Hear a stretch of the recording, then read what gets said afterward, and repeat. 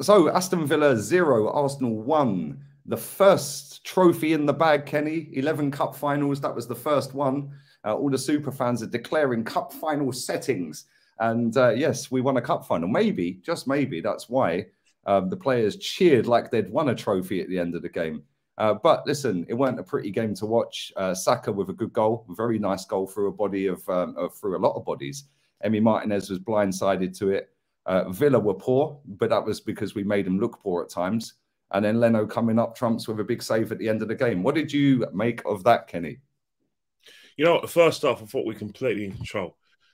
We controlled the tempo of the game. Our passing was a lot better. We looked dangerous when we got from midfield.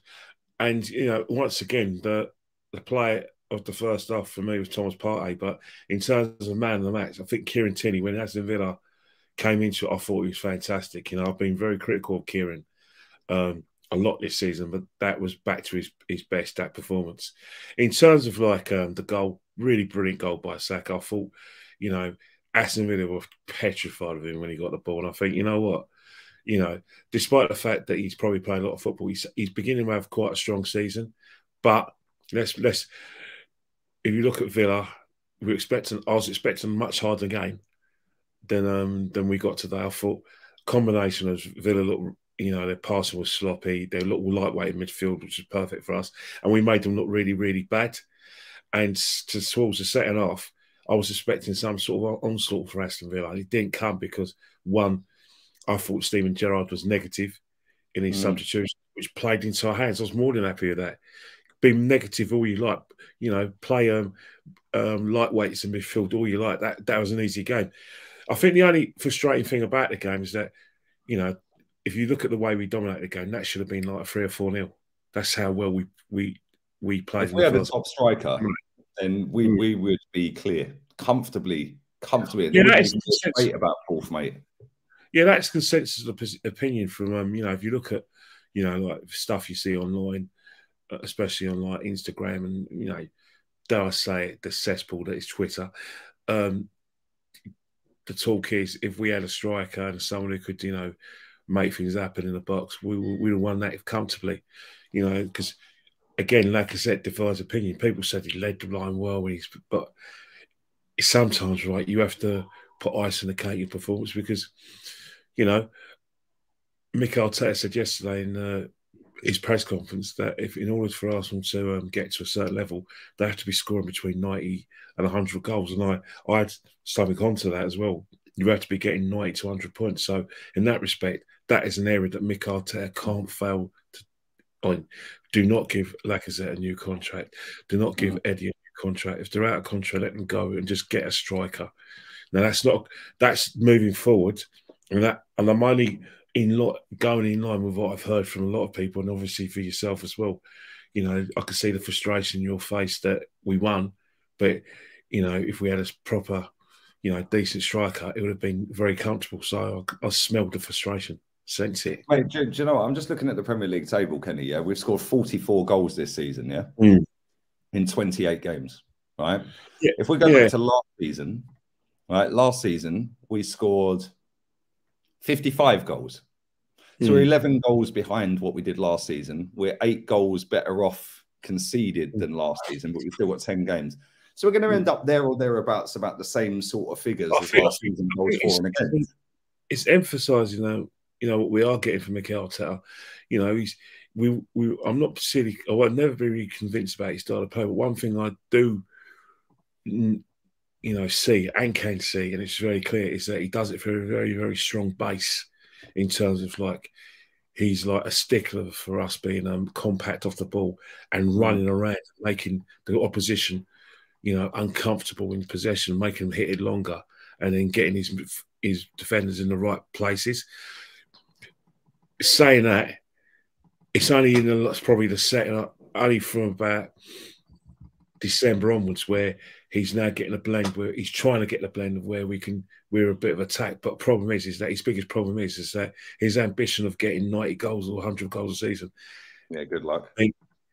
Means we definitely need a top striker. And I think next season, moving forward, when teams are going to know about us, that's where I think we need to improve. 100%. And listen, I think we need more than one striker. I think we need two. Oh yeah. Well, as I said before, people come up to me and say, "Ken, how many players do we need?" Well, judging by the amount of players that you've got rid of, we need 6 or 7 players to not. And I don't mean squad players, players who can just go in there, get in the team and challenge positions, not just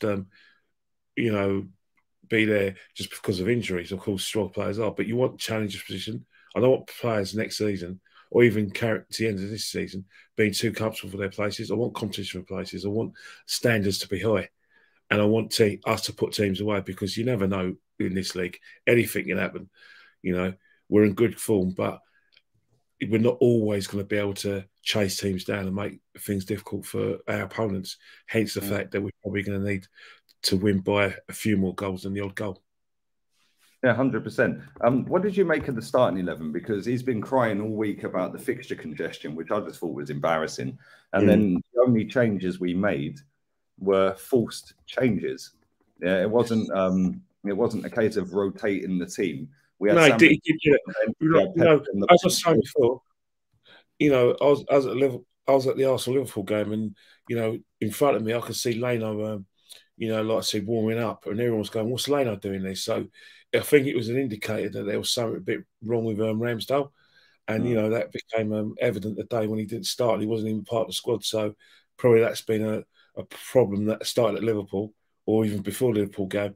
And went into training and he said, "No, you can't risk it." And now they're saying he's out for quite a few games. So, we're going to miss 2 weeks. And then who knows, it could come into Palace and a few other games where Burnt can get a run. So that's an enforced change. In terms of Martinelli, that didn't surprise me one bit.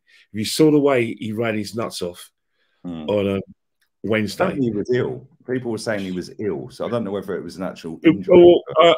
Yeah, but you know what? I think he could be ill, but I'll tell you one thing, there's no way he was going to play with that intensity today.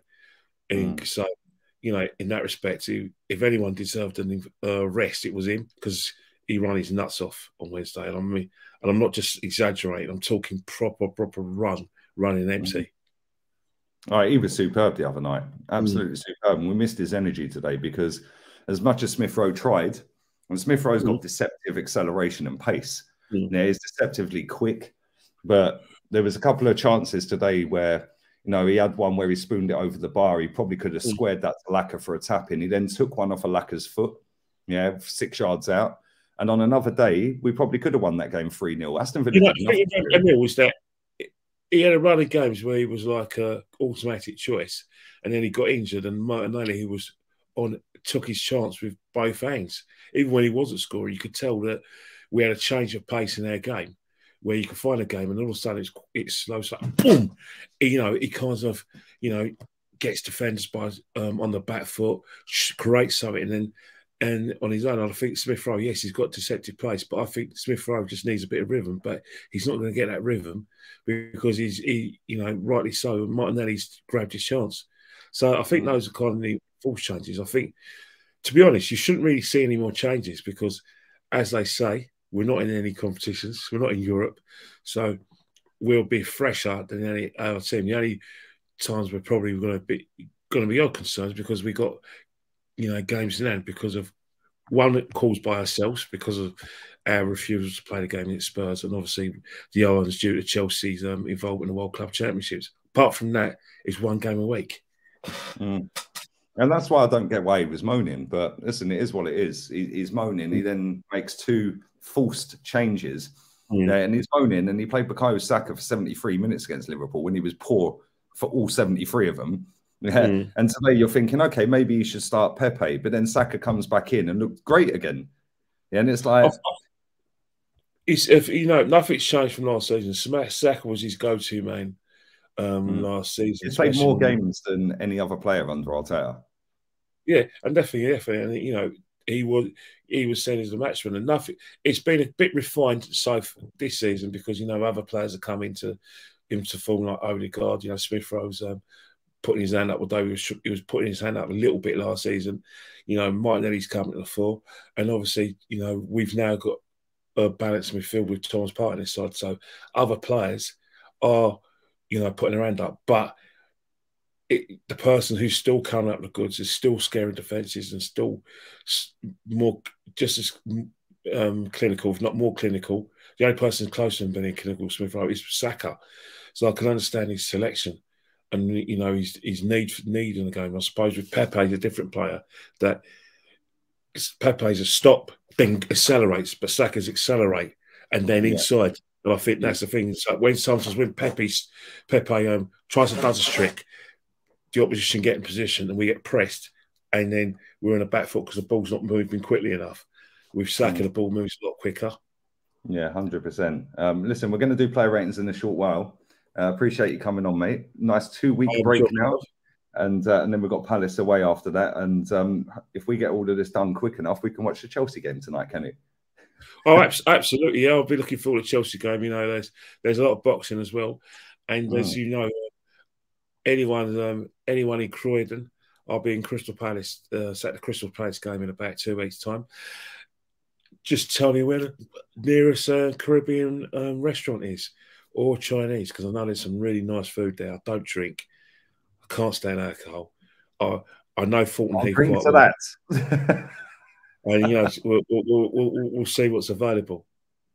Yeah, we'll see you for player ratings. Thank you, mate. Appreciate it. I'll take her out.